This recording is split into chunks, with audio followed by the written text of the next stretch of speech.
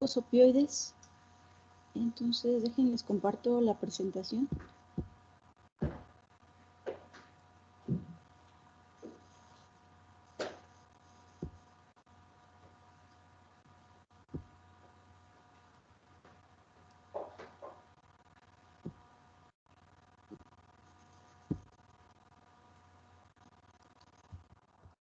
Bueno, veíamos ayer la clase pasada de analgésicos opioides, definimos lo que son los analgésicos en general, los opioides. Y hacíamos una distinción de estos términos, opiáceos y opioides. Mecanismo de acción que tiene que ver con receptores, llamados MOR, DOR y COR.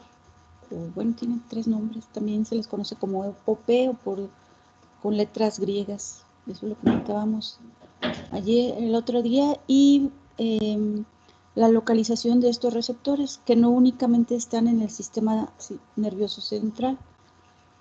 También comentamos de la presencia de sustancias endógenas que activan a esos mismos receptores, que son los péptidos opioides, las endorfinas, dinorfinas y encefalinas. Hicimos esta clasificación de los analgésicos opioides en agonistas fuertes, agonistas moderados o menores y agonistas antagonistas, dependiendo de la... Actúan sobre algunos receptores como agonistas y sobre otros como antagonistas. Pues son estos algunos ejemplos. Aquí, el prototipo de estos fármacos es la morfina, pero hay otros que también se utilizan. El fentanil lo habíamos mencionado en el tema anterior cuando veíamos analgésicos, más bien en el tema de anestésicos generales. Comentamos que también llegan a utilizarse, sobre todo el fentanil, como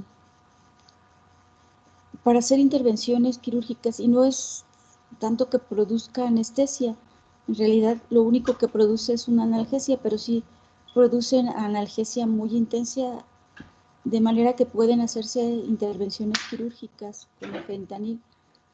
Aquí entre los agonistas fuertes está también la heroína, que ya no se utiliza tanto como analgésico porque pues tiene otros efectos y sobre todo que genera una dependencia muy intensa. Entonces, a lo mejor se sigue sintetizando, pero ya con otros fines. Vamos a ver cómo las acciones en sistema nervioso central provocan cierto grado de bienestar, de euforia, que llega a consumirse como de manera, se busca más bien con otros fines más que buscar un fin terapéutico. La heroína, cuando se sintetizó, de hecho por eso se le llamó heroína, iba a sustituir a la aspirina porque pues es un analgésico muy potente, pero sí, al muy poco tiempo se dieron cuenta de que producía todos estos efectos de dependencia y tolerancia y adicción.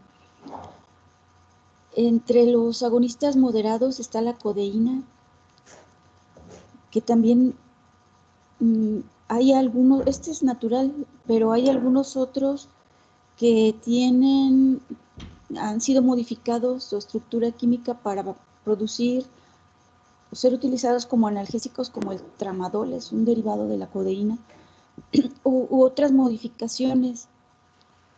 Y vamos a ver que también no únicamente se utilizan como analgésicos, por ejemplo, estos dos. Entonces, creo que hasta ahí veíamos la clase pasada una clasificación y mencionamos algunos de los fármacos analgésicos opioides. Entonces, tiene acciones en sistema nervioso central y la principal acción es la acción de analgesia. Hay una supresión del dolor selectiva porque actúa sobre estos receptores opioides, no afecta a otras sensaciones como sí lo hacen los anestésicos locales. Aquí es solo la analgesia. Puede ser una analgesia muy intensa. Lo único que limita un poco su uso y la dosificación es los efectos colaterales, pero sí produce una muy buena analgesia. Y esta analgesia es producida por la acción de estos fármacos sobre los receptores, los tres tipos de receptores. Los tres tipos de receptores generan esta analgesia. También en sistema nervioso central se produce cierto grado de sedación. No alcanza la pérdida de conciencia, pero sí hay alguna sedación, hay somnolencia, como indiferencia, sueño. De hecho, también algunas veces estos fármacos se utilizan para inducir el coma.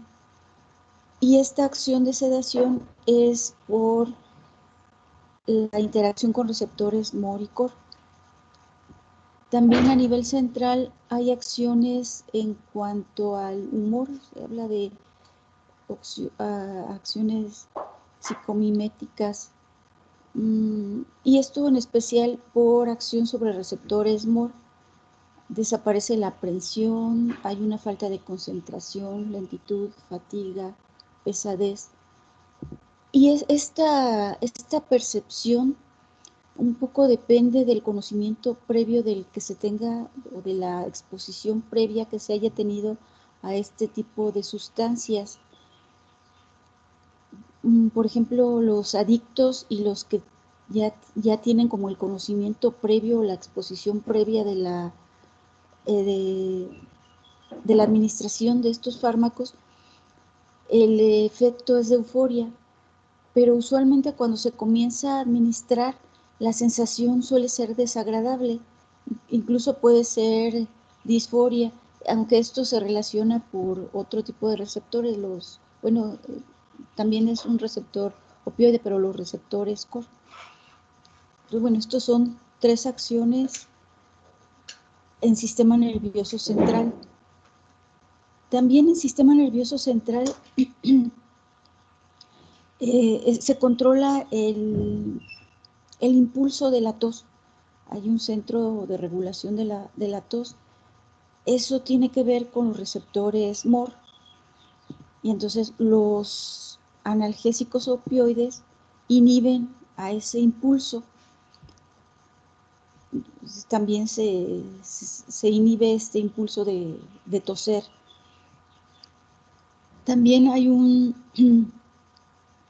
una desregulación de la temperatura por los receptores COR y generalmente lo que se produce es hipotermia. Hay una inhibición en el centro vasomotor por los receptores DOR, disminución de la presión arterial. Todavía en sistema nervioso central hay una estimulación de náuseas, vómitos por receptores MOR. Se produce miosis, esto por acción en los 3 tipos de receptores. Bradicardia en receptores mu. Entonces, bueno, son varios efectos, no nada más es la analgesia, aunque es el principal y es el más importante.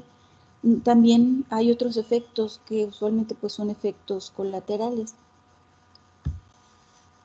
Hasta aquí, muchachos, ¿sí me van siguiendo? ¿Sí vamos viendo la presentación todos? Sí. Sí, gracias. También, como les comentaba, en aparato digestivo también están presentes estos receptores y la acción de los opioides en los receptores que están en aparato digestivo, y ahí están los 3 tipos de receptores, se produce estreñimiento. Este es un efecto que no puede evitarse, es un efecto colateral que va acompañado a las dosis que se administra para producir analgesia, se va a producir estreñimiento. Los adictos tienen este grave problema de un estreñimiento muy intenso, pero es por eso, por esta acción sobre estos receptores. También hay una disminución en la secreción de saliva, puede producirse cólico biliar. Bueno, esto un poco relacionándolo con el aparato digestivo, aunque es a nivel central, como ya lo comentábamos, se genera náuseas y vómito. En el aparato genitourinario también están los receptores. Aquí están dos tipos de receptores, los MOR y DOR. Hay un aumento en el tono del músculo, aumenta la liberación de la hormona antidiurética, hay dificultades de diuresis, retención urinaria.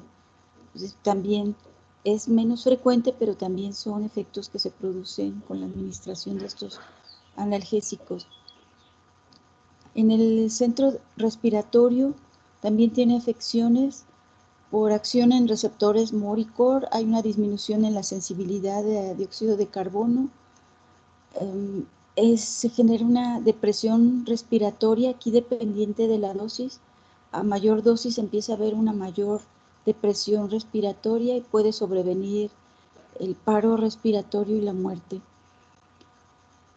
En estos casos, cuando el paciente, y bueno, sobre todo es como una sobredosificación, cuando hay una sobredosificación y empieza a haber una depresión respiratoria, pero no hay pérdida de conciencia, a lo mejor el paciente está un poco somnoliento, pero está consciente, que es una característica de estas sustancias, no hay pérdida realmente de conciencia. Entonces se les puede pedir que mantengan una respiración voluntaria antes de dársele asistencia. Entonces, puede controlarse de esa manera. Aquí relacionándolo un poco con esto del sistema del centro respiratorio, también sucede la liberación de histamina.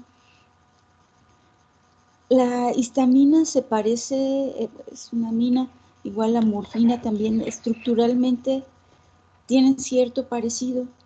La histamina, recuerdan cuando hablábamos de alergias, está almacenada dentro de unas vesículas en las células, en los mastocitos. Y bueno, viene un estímulo y hay una liberación de la histamina que provoca una respuesta alérgica. Entre ellas la broncoconstricción, eso es un efecto de la histamina. La morfina y algunos de los opioides, al parecerse a la histamina, hacen que como que la sustituyen dentro de estas vesículas, la desplazan. Entonces la morfina ingresa a las vesículas, sale la histamina y entonces es más fácil que salga de la célula y vaya a sus receptores y provoque broncoconstricción. Entonces, es como una manera de liberar histamina sin que haya ese componente inmunológico, como es en las reacciones alérgicas. Es también una liberación de histamina, pero es una liberación química por sustitución de sustancias químicas que tienen cierto parecido. Esto, bueno, lo hace especialmente peligroso para personas que tienen antecedentes respiratorios, como en personas que padecen asma. Entonces, esto pues también ocurre. Incluso esto es como lo más intenso, pero pueden presentarse manifestaciones de tipo alérgica por liberación de la histamina.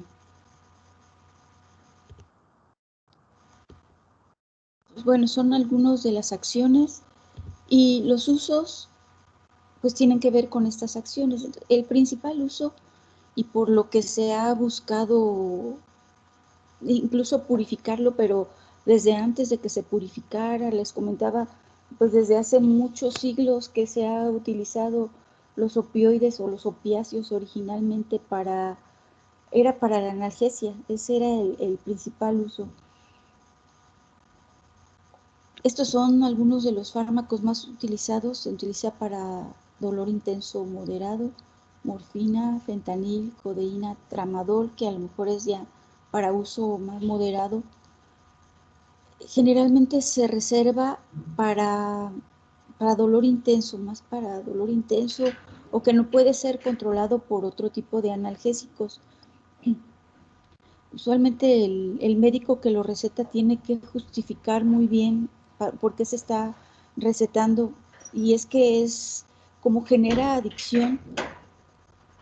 Ahorita lo vamos a comentar entre los efectos adversos. Pues en poco tiempo se consigue esta dependencia. Entonces, a veces el médico incluso como que a lo mejor con el tramadol no tanto, pero sí con los agonistas fuertes, como que se prolonga o se aplaza el administrarlo, porque sí se genera esta dependencia, y además pues hay varios efectos colaterales que también pueden ser perjudiciales.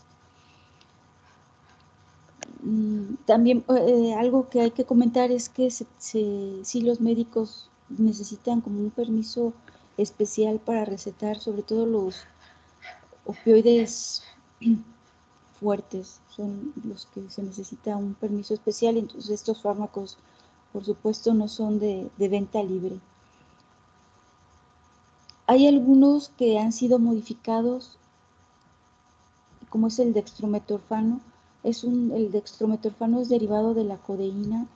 Este no tiene acciones centrales, entonces está modificada de tal manera su estructura, su fórmula química, que, bueno, sí tiene acción central porque de hecho interrumpe el estímulo o el impulso de toser, pero no provoca analgesia realmente, ni los otros efectos de sedación o de humor, no los provoca de manera tan intensa como los opioides fuertes.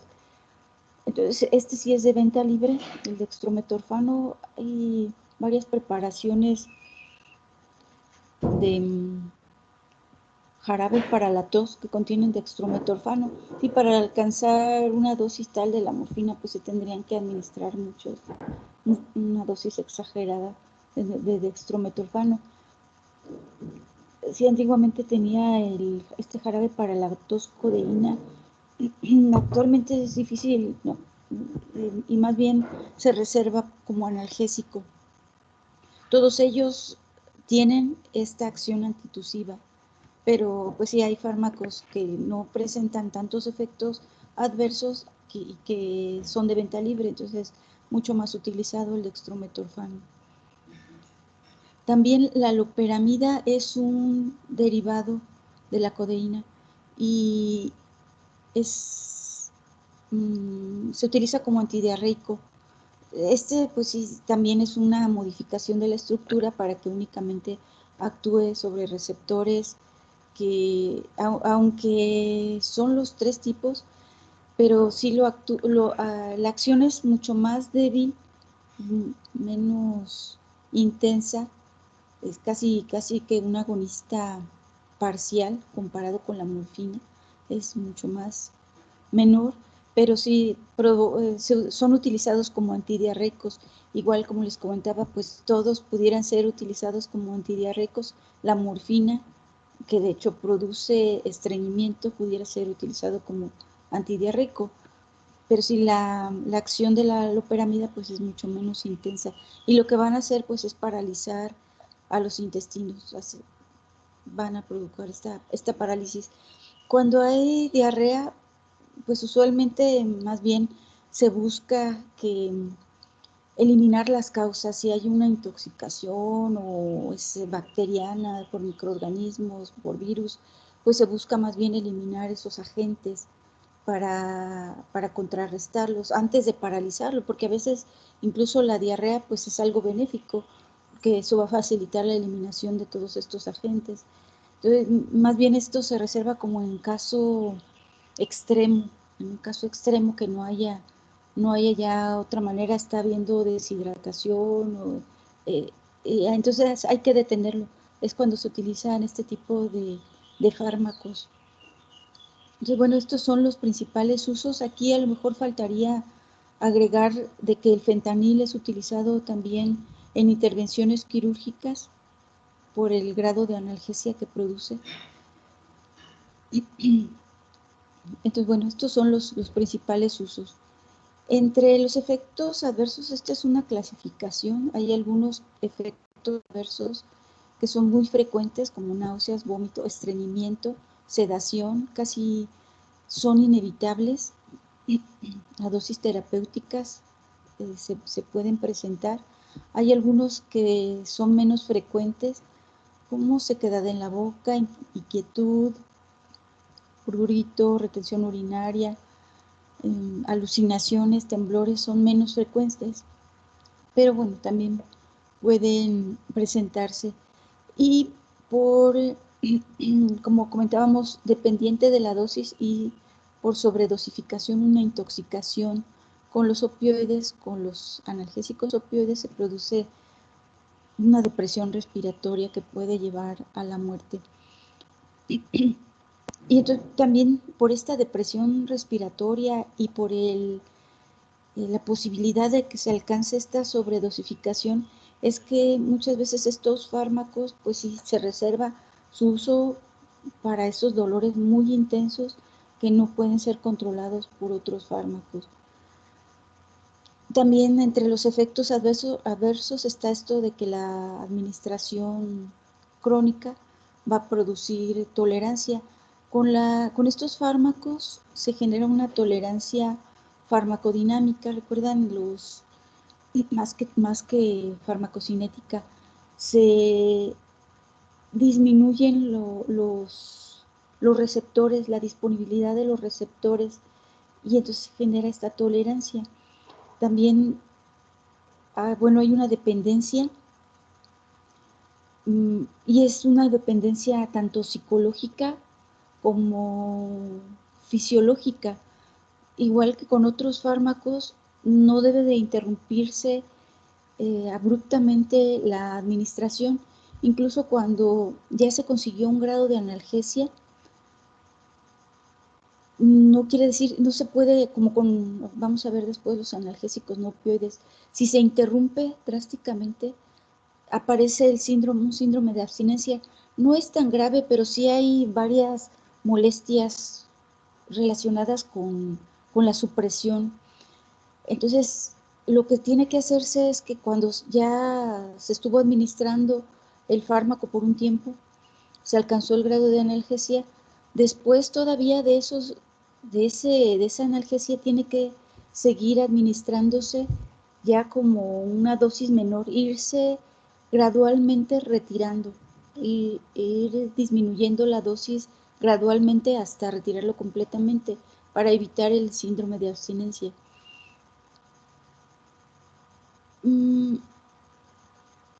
Bueno, por eso se habla de una dependencia fisiológica, y la dependencia psicológica pues es porque esto, pues se produce este grado de bienestar, de euforia, de percepción de que las cosas están bien. Incluso, por ejemplo, en pacientes con cáncer, se les administran estos fármacos, no únicamente se tiene la ventaja de que se quite el dolor, el componente analgésico, sino también por esta percepción de que no es tan malo, de que, como lo comentábamos, al humor,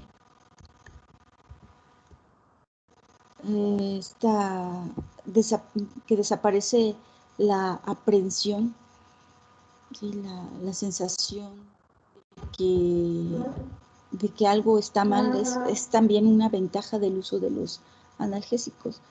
Pero también puede ser una causa de abuso y de adicción. Bueno, estos son algunos de los usos y de los efectos adversos de los analgésicos opioides. No sé si hasta aquí vamos bien, no sé si tengan alguna duda, comentario. Doctora, ¿me puede repetir por qué se utilizan también en pacientes con cáncer, por favor? Por el dolor, como analgésicos. En algunos tipos de cáncer pues es muy doloroso, resulta muy doloroso, entonces se tiene que Sí, parte del tratamiento no es exactamente que se vaya a tratar el cáncer, sino parte del tratamiento es evitar el sufrimiento del paciente. Y, pues sí, un padecimiento de este tipo usualmente, a lo mejor depende del tipo de cáncer, pero sí es la aparición de tumoraciones, metástasis, todo esto genera dolor muy intenso. Cuando es localizado, incluso llegan a administrarse los anestésicos locales para interrumpir el estímulo doloroso. Incluso la administración de los anestésicos locales puede destruir el nervio en cuanto a cáncer, pero también pueden administrarse estos analgésicos opioides para esos padecimientos, y aquí pues el tratamiento no es tan agresivo como que destruya el nervio, pero sí pues produce este grado de analgesia y de bienestar que resulta positivo para este tipo de pacientes. Sí, no sé si quedó claro. Sí, muchas gracias, doctora. Sí, de nada.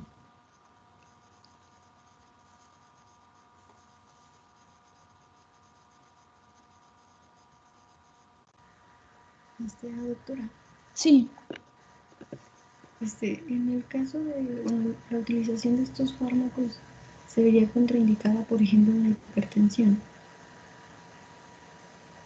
sí, no son así como contraindicaciones.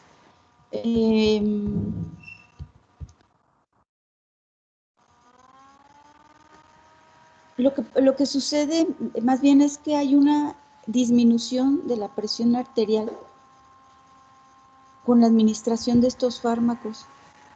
Aunque haya retención urinaria. Sí, lo que pasa es que tiene acción directa sobre los vasos capilares, y entonces la repercusión aquí es directa en la presión arterial, pero sí, en pacientes que tienen problemas eh, cardiovasculares de algún tipo, sí se administran pues con sumo cuidado. Sí tienen sus, no está completamente contraindicado, pero sí tienen estos problemas.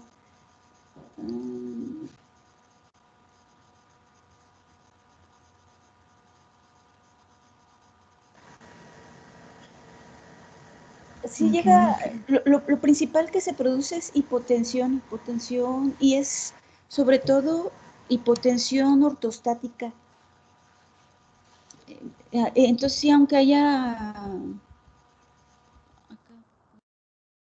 retención urinaria, se genera esa hipotensión ortostática. Sí, estaba buscando, pero sí, realmente no hay contraindicaciones, y sobre todo las contraindicaciones van a ser al momento de administrarse. Si el paciente, por ejemplo, acá comentábamos en esto, a veces simplemente por este malestar, les decía, en adictos y en habituados se produce euforia, pero en otros pacientes es un malestar que no toleran los fármacos, si este tipo de fármacos. Entonces, en ese caso, pues sí, no se pueden administrar.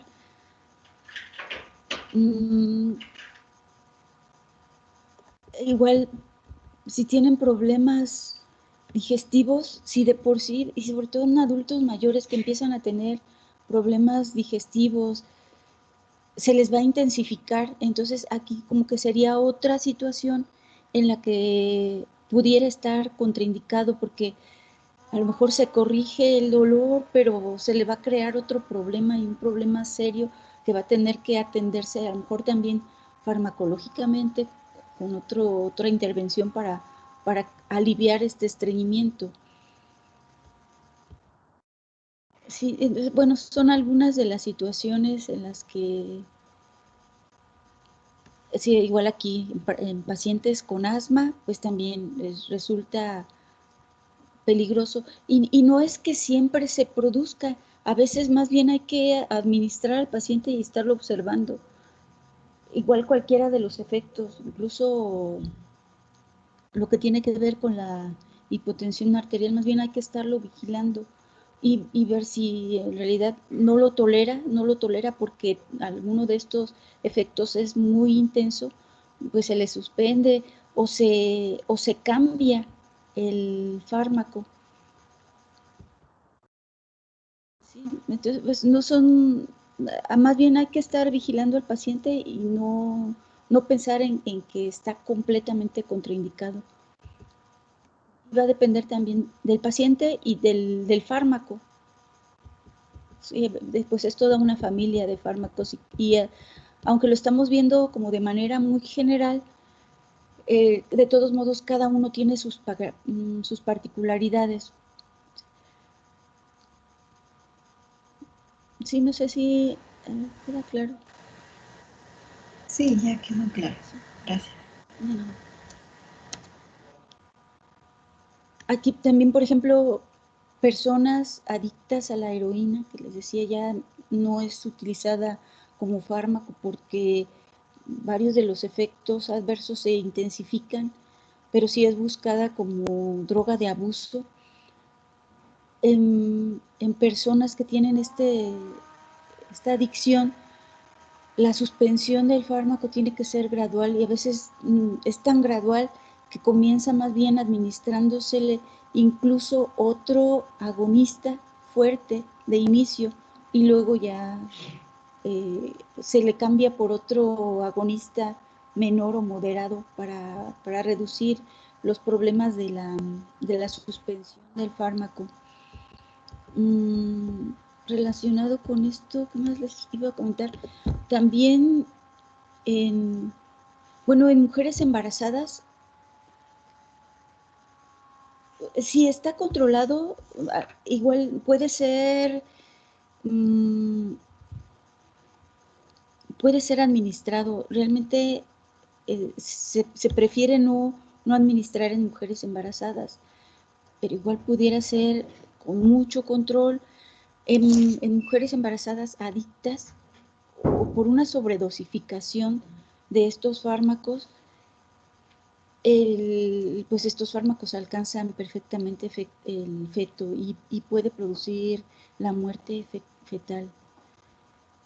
También llegan a nacer niños adictos, ya si la mujer, incluso por administración controlada, tiene que tenerse mucho cuidado en el nacimiento porque en el bebé puede presentarse el síndrome de abstinencia y bueno, ahí sí es mucho más grave.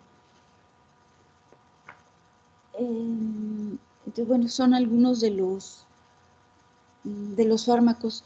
Aquí también, cuando se da esta retirada o por sobredosificación, lo que se administran, sobre todo para evitar la depresión respiratoria, cuando hay una sobredosificación, lo que se da es un antagonista. Entonces tenemos otro grupo de opioides, pero que funcionan como antagonistas. Estos son dos de los más utilizados, la naloxona y la naltrexona, y son antagonistas de los tres receptores, de los tres, DOR, MOR y COR. Y entonces, pues se revierte ahí la depresión respiratoria, es parte del tratamiento que se da en esos casos. También un paciente que está consumiendo un opioide por un tiempo prolongado, y a veces ni es tan prolongado, en unas semanas con algunos de ellos se alcanza este grado de tolerancia y dependencia. Pero si no se interrumpe abruptamente, simplemente se administra un antagonista, se presenta como si fuera el síndrome de abstinencia, como si hubiera sido una interrupción abrupta. Incluso regresa el dolor con la administración de estos fármacos. Es el principal uso que tienen estos antagonistas en caso de intoxicación con opioides o opiáceos. Y también como parte de esta deshabituación que les llamaba, después de no hay una supresión súbita, sino hay una supresión gradual con otro tipo de fármacos hasta que se empiezan a administrar los antagonistas. Es parte del tratamiento y se utilizan estos dos, naloxona y naltrexona. Entre los efectos adversos de estos antagonistas, pues está la hipertensión arterial, el edema pulmonar y arritmias cardíacas. Estos son efectos de los antagonistas opioides. ¿Recuerdan cuando hablábamos del efecto placebo? De que hay una respuesta positiva ante la administración de un placebo y que produce analgesia. Y bueno, comentábamos que parte de la explicación es por la liberación de estas sustancias endógenas, estos opioides endógenos. Y bueno, como se ha comprobado que eso es lo que sucede, es que se administran en esa situación. Si pacientes a los que se les ha administrado un opioide, perdón, que se les ha administrado un placebo y que presentan el efecto placebo y se les quita el dolor, si se les administra un antagonista opioide, regresa el dolor. Entonces es como se descubrió que parte del componente del efecto placebo de esto en cuanto a analgesia está relacionado con los opioides endógenos, las endorfinas. Entonces hay una liberación de endorfinas y se puede suprimir el efecto de las endorfinas con estos analgésicos opioides, perdón, antagonistas opioides. Perdón. Doctora, Sí. ¿Por qué un uso terapéutico de los antagonistas opioides sería en el alcoholismo? Sí, aquí ya no lo comenté, pero sí no hay como una explicación clara todavía, pero se llega a utilizar. Pareciera como, y esto es para el alcoholismo crónico, es como parte bueno, incluso llegan pacientes con una intoxicación alcohólica al hospital con graves síntomas de una intoxicación alcohólica y les administran el antagonista opioide. Y entonces como que se revierten algunos de los efectos de ese alcoholismo, de esa intoxicación, más bien de esa intoxicación alcohólica. Es cuando se utilizan. No hay una explicación clara, de hecho, pues sí, no he encontrado exactamente por qué, pero es algo que se hace en la práctica médica, administrar estos antagonistas opioides para contrarrestar como de alguna manera el hecho de antagonizar los receptores opioides, pienso que es como de una manera muy indirecta que hay un beneficio. Entonces, es lo que se ha visto nada más. Todavía no se tiene una clara explicación, pero sí se ha visto que hay un beneficio en esas situaciones. Gracias, doctora. De nada. ¿Alguna otra pregunta con respecto a los opioides? Entonces, entre los opioides tenemos los agonistas. También, por ejemplo, acá hacíamos una clasificación de los agonistas antagonistas. Estos no han terminado de utilizarse muy claramente, siguen siendo más populares algunos de los agonistas completos, son agonistas sobre todos los receptores y estos sí son antagonistas y se modificó la estructura de tal manera de que no fueran tan, los efectos colaterales no fueran tan intensos y solamente, por ejemplo, funcionaran como agonistas sobre los receptores que producen analgesia, a lo mejor, sobre todo sobre los mu, sobre los MOR, y antagonistas sobre los otros, para evitar pues estos efectos colaterales o la mayoría de los efectos colaterales, pero sí como que no han terminado de ser efectivos y no son tan comercializados estos agonistas y antagonistas, pero bueno, es como como una promesa posterior. A lo mejor después las modificaciones van a ser más efectivas. Entonces, bueno, hablando de los opioides, en general los opioides son sustancias, son algunos puntos que a destacar. A lo mejor hay más. Las sustancias que actúan sobre receptores opioides, mu, delta y kappa, son conocidos como opioides. Estos receptores, los receptores opioides, están distribuidos en el sistema nervioso central, pero también en otras partes del organismo. En el sistema nervioso central, la principal acción es la analgesia o el efecto analgésico, pero bueno, también tienen otras acciones en el sistema nervioso central. En realidad, la acción es depresora y los efectos son diversos por esta depresión en el sistema nervioso central. También tienen acción en otras partes del organismo y por eso pues los usos son no nada más como analgésicos. Los agonistas opioides se utilizan además como antitusivos y como antidiarreicos. Y también pues están los antagonistas opioides que pueden contrarrestar los efectos de los agonistas.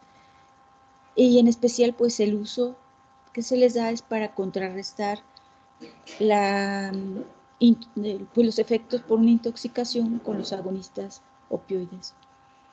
Entonces, bueno, con esto terminamos este tema de analgésicos opioides. No sé si tengan alguna duda o comentario hasta aquí.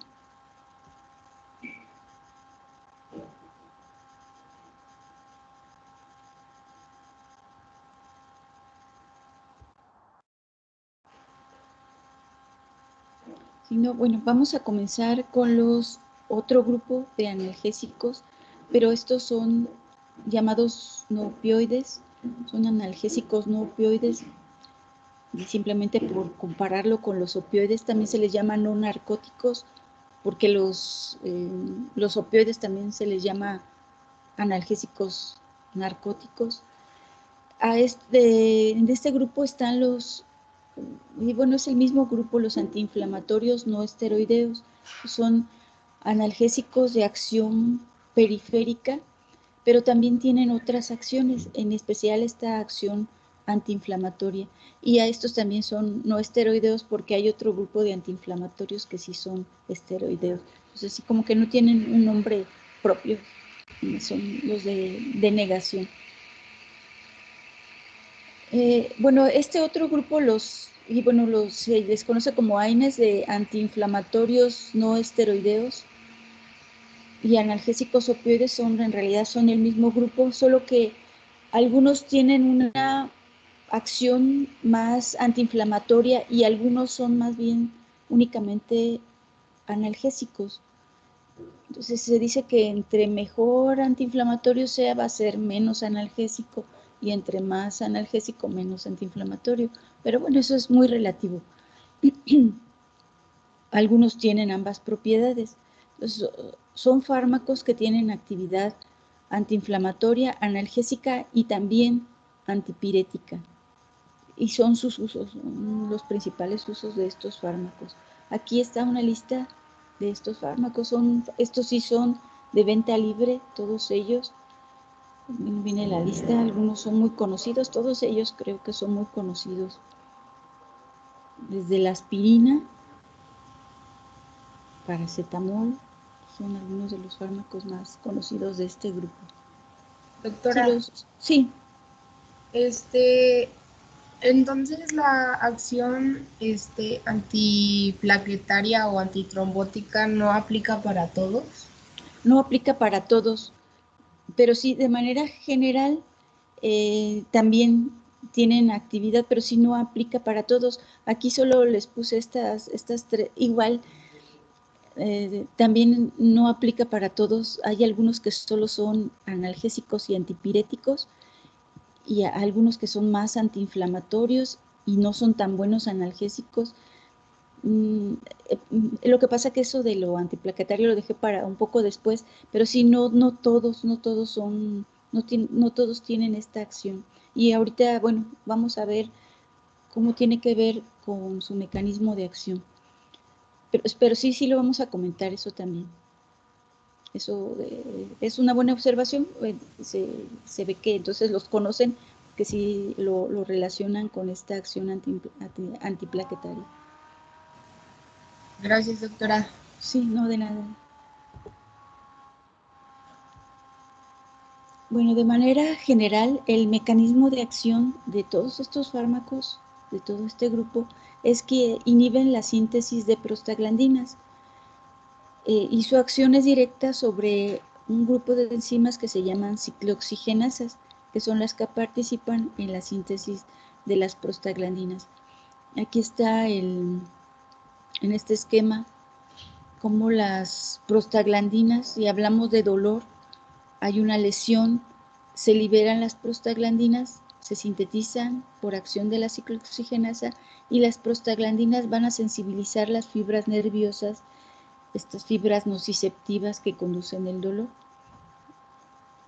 Recuerdan acá, en esta parte actúan los analgésicos opioides. Entonces los opioides tienen una acción central, sistema nervioso central, y los analgésicos no opioides tienen una acción periférica en la síntesis de prostaglandinas.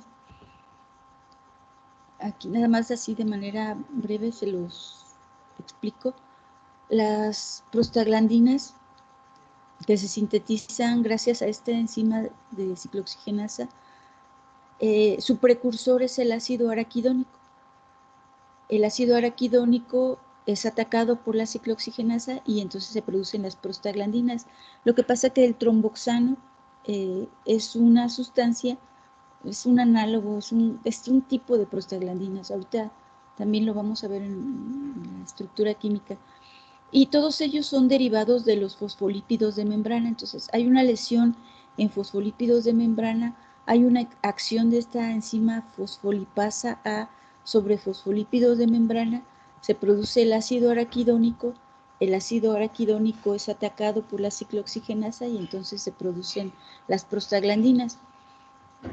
Entonces, lo que van a hacer los AINES es inhibir esta enzima y evitar que se dé la síntesis. Si no inhiben a la fosfolipasa A ni a esta otra enzima, la lipooxigenasa, que es otra ruta del ácido araquidónico, también es precursor de los leucotrienos, pero esa por acción de otra enzima, la lipooxigenasa. Entonces, en donde actúan los AINES y estos analgésicos no opioides es en esta enzima, inhibiendo esta acción. Entonces, bueno, esto es lo que es el inicio de esta unidad. Mañana la terminamos, mañana concluimos ya con antiinflamatorios no esteroideos y terminamos con la unidad. Entonces, por ahora le dejamos aquí, hasta aquí. Les voy a dejar la presentación ya de los analgésicos opioides en el aula virtual para que la vayan revisando y ya mañana concluimos con la unidad, con este tema de antiinflamatorios no esteroideos. No sé si tengan